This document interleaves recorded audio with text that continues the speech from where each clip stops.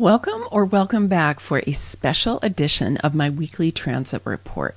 So today is Thursday, June 29th, and the new transit starts on Sunday, July 2nd. So I wanted to give you a heads up before we get there. I have heard from many of you that you actually like to use the transit reports to plan. So I want to make sure that you get this ahead of time. It's very interesting what I see here, which is that this is the transit that takes us through July 4th, which here in the United States is the celebration of the Declaration of Independence. And as we go into these particular gates, you'll see why this makes sense for a revolutionary act. Okay, let's go ahead and dive in.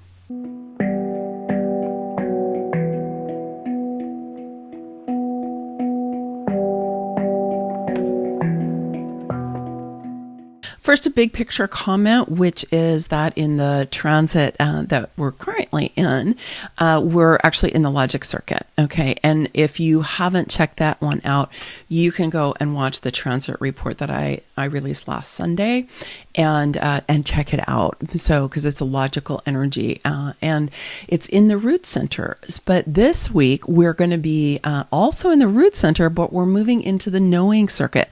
So we're still in that root energy, which is adrenal energy. It's associated with the adrenal glands, and it is all about right timing. It's all about, is the time right or not? And it has this kind of on-off pulse. And it's connected to the magnetic force of the earth, which also has a pulse, right?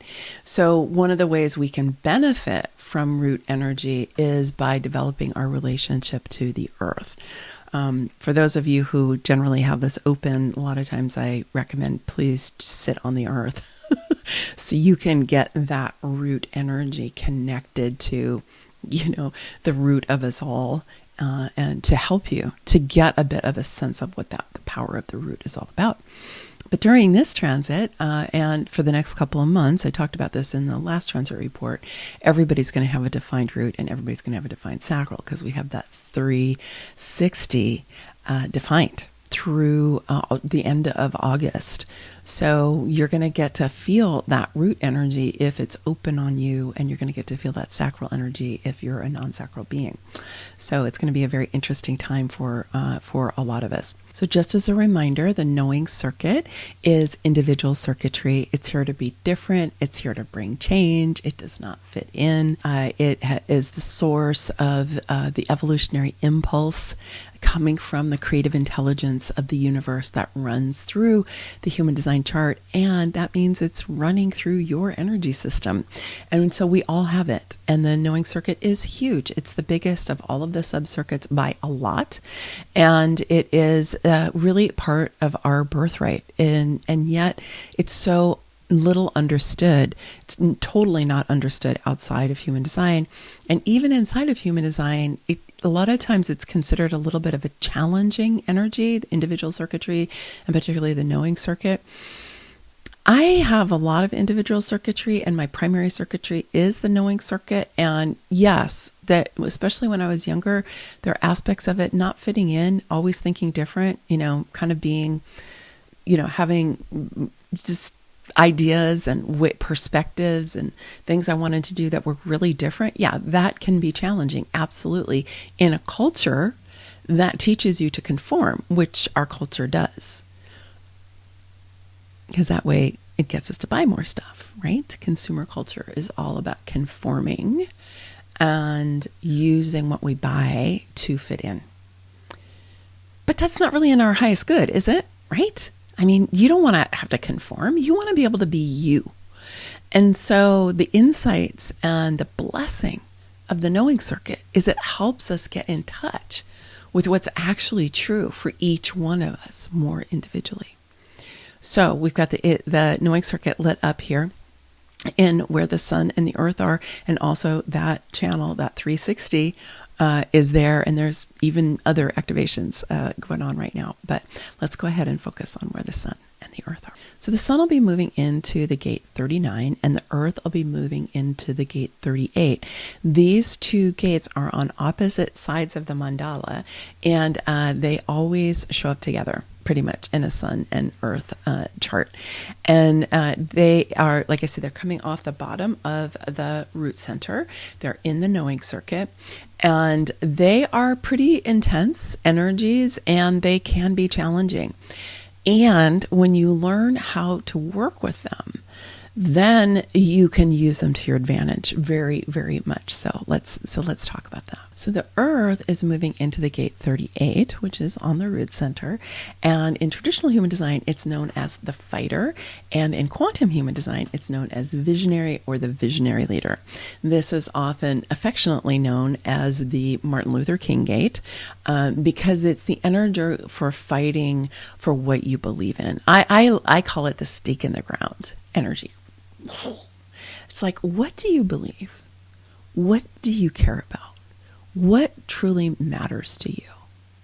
And are you willing to show up in a powerful way to be an advocate for whatever it is that you really care about? It's a good thing for you to be considering. We're in a time here where all of us really need to be showing up and putting a stake in the ground about what we think really matters. I'm hoping that for you, the health and the care of the earth is something that really matters to you. Right? I mean, for Martin Luther King, for him, the dignity and the respect and the equanimity and the fairness and the justice for African American people, Black people here in this country was something he was willing to give his life for, and he did. You don't necessarily have to give your life for something, but there is a certain, right, gusto, if you will, a shakti, an intensity to being willing to step into a state of consciousness where you're willing to be the visionary that can see and that can take actions towards protecting, cultivating, bringing into being what truly matters for you. It's a really good thing for you to be mulling over, and it's a great thing to have conversation with people in your life about. You'll see it's all the way down here in the root, so it's not even near the throat, like, right, in our expression. But when you're with other people, and you can even ask that, it's like, what's really important to you? What would you be willing to put a stake in the ground around? You can start that conversation. It can get going, and you can learn a lot of other people from that. You could surprise yourself by what might come out of your mouth and when somebody asks you that, and you can get in touch with really a deeper truth for yourself. When I was talking about consumer culture and conformity, so much of that, it teaches us not to get in touch with what's really true for us. It teaches us that we actually don't really know what's true for us, and we have to look outside of ourselves, in order to get some solution. And it's usually something we have to buy in order to get it.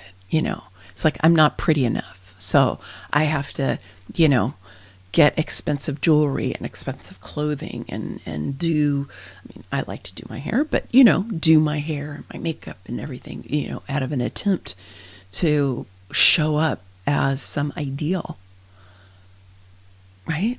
It's not necessarily authentic. If you like beautiful clothes, that's awesome. Have beautiful clothes. But don't do it because you think you're lacking and you're trying to fit in and conform to somebody else's standards of beauty. You see what I mean? And it's kind of like if we get focused on that, if we're distracted into that kind of thing, or like what car we're driving, or, how much money our partner makes, or all of that stuff, we're distracted often away from what really matters. Like, I know for me, my kid got sick at a certain point. If you've been following me for a while, you've probably heard me mention this at some point. Okay. My kid got really sick, was sick for years. Mysterious. Eventually we discovered what it was. Now they're much better. But I'll tell you, when my kid got sick, That truly mattered to me. And I put a stake in the ground and I said, my kid will recover. My kid will have a full life. I will not tolerate my kid being ill the rest of their life. I won't. And I became a fighter for that. I actually had a friend who said, Maggie, you're like, on a white horse with a sword. Just no matter what happens, you just keep going, And that's a fierce mother quality that I have, right? I bet a bunch of you have that also. That's kind of a simple one because it's really close in.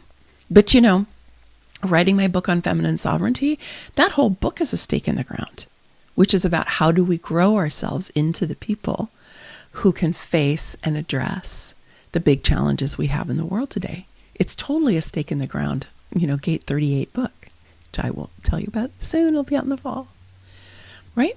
So for you, what do you want to put the stake in the ground around, right? Is it if somebody's going to come and, put in some kind of commercial farming, right, in your community and you're going to be subjected to Roundup? Like, are you going to put a stake in the ground around that? Like, what is it going to be for you? You're going to have all the energy that you need.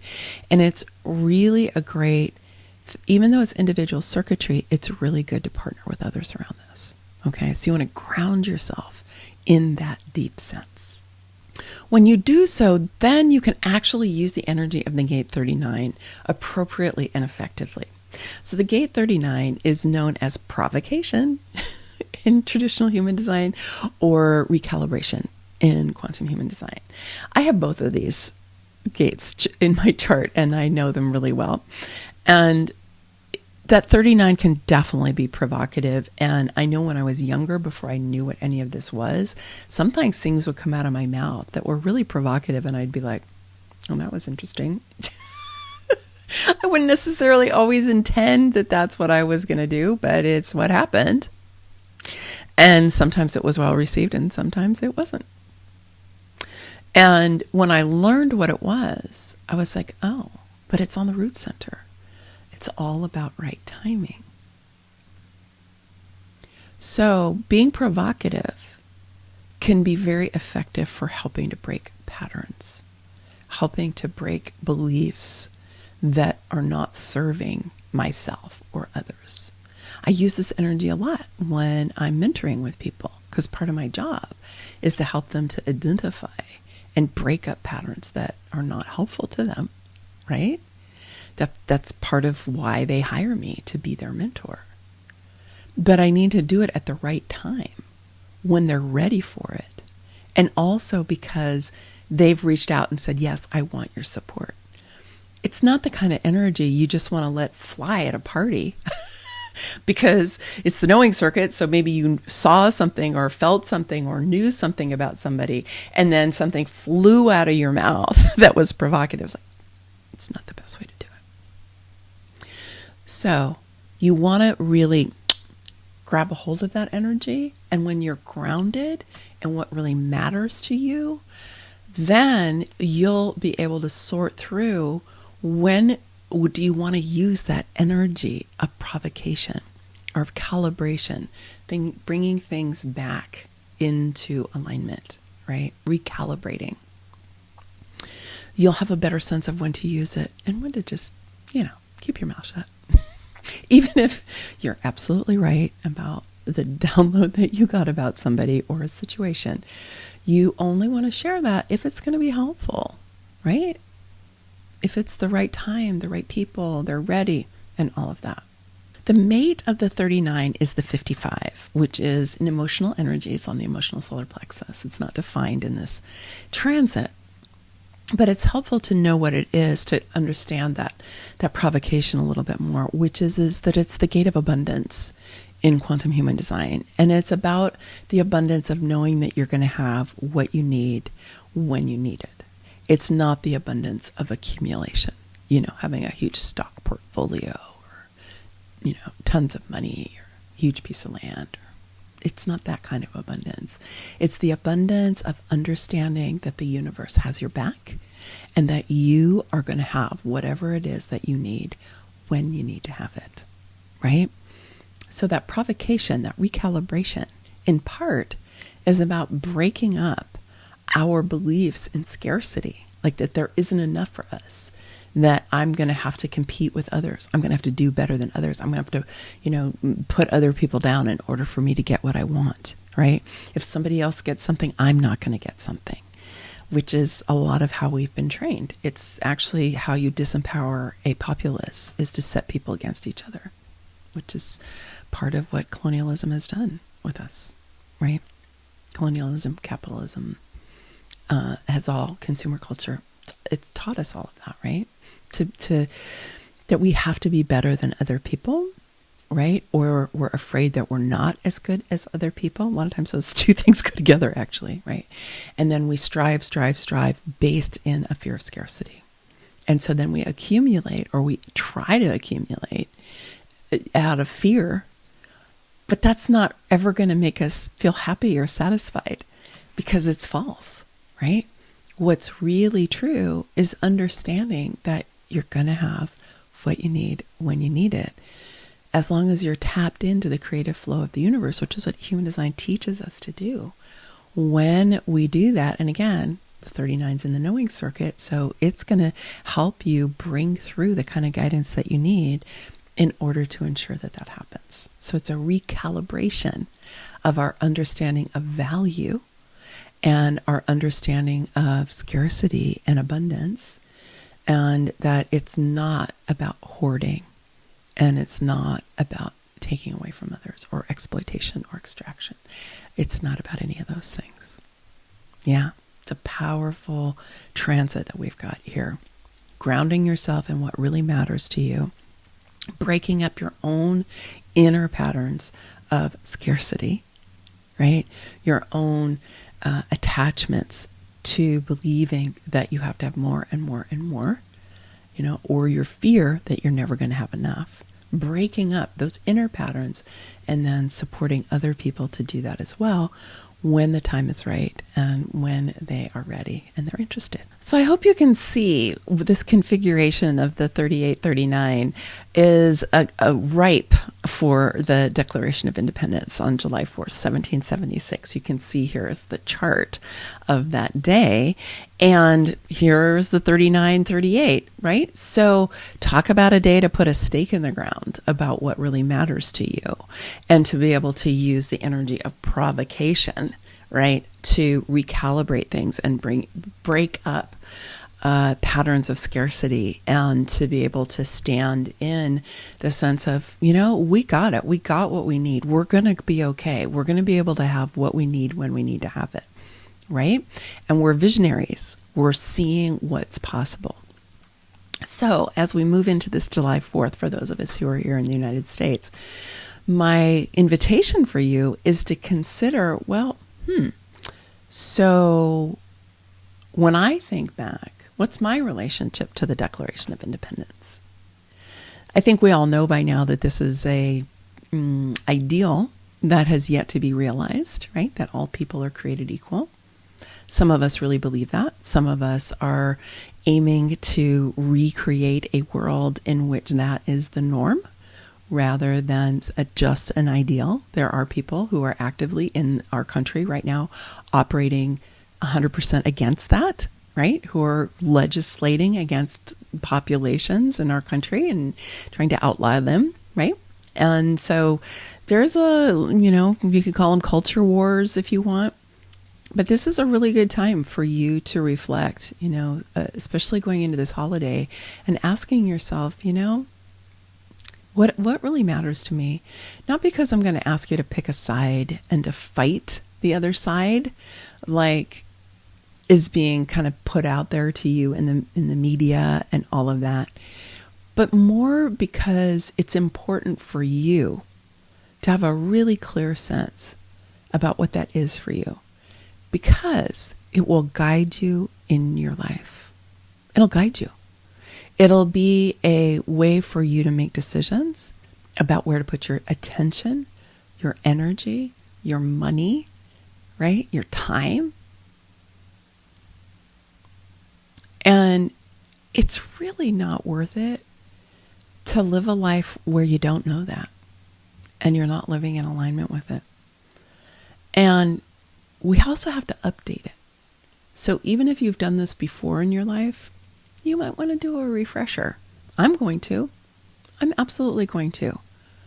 I mean, I'm pretty clear about a lot of things, but I also know that it's different than it was before COVID, for example, right? A lot of things have changed since then. A lot of things have become evident since then. And this is something that any of you, anywhere in the world can do, regardless of whether or not you're in the United States. Okay, so I encourage you to take advantage of that. And if you really want to make the knowing circuit one of your best friends, activated in your life, if not that much of it is defined, which you totally can do, because I've done it with the sensing circuit, so I know. Or if you have a bunch of it already and you want to know, wow, how do I actually maximize this rather than feeling like I don't fit in a lot, which is what happens for people who have this, then I encourage you to come and check out Embody Your Human Design with Intuition and Creativity, which is the new program that I'm putting together. And it's going to start later in July and go through the fall. And it's going to be fun. It's going to break up all kinds of patterns, and it's going to activate your intuition and your creativity like nobody's business. So the registration page is not up yet. This is an advance notice. You can let me know, though, that you're one of the people who wants to be among the first to find out about it. All you got to do is put your name and your email in on the page. The link is right here, and it's down in the description. And you can also kind of check out the energy of it and see if it appeals to you. And then I will be in touch with you really soon about our next steps. All right. Many blessings. Much love.